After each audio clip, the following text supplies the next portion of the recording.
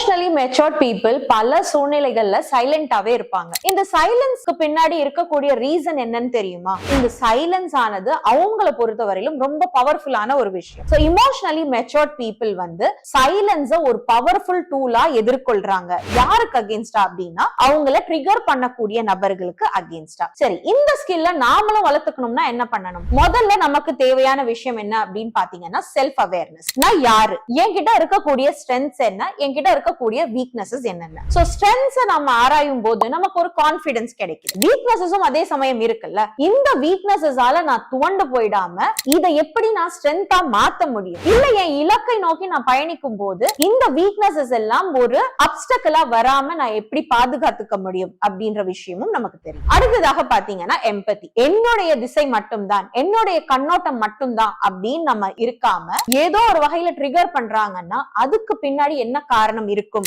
அப்படின்றதும் நம்ம எம்பத்தட்டிக்கா இருக்கும் போது பல கண்ணோட்டங்கள் மற்ற நபர்களுடைய இடத்துல இருந்து நம்ம புரிஞ்சுக்கிறதுக்கான வாய்ப்பும் இருக்கு. சோ இந்த ரெண்டு விஷயங்களை கொண்டு நாம இமோஷனலா மெச்சூர்டா பிஹேவ் பண்ண முடியும்.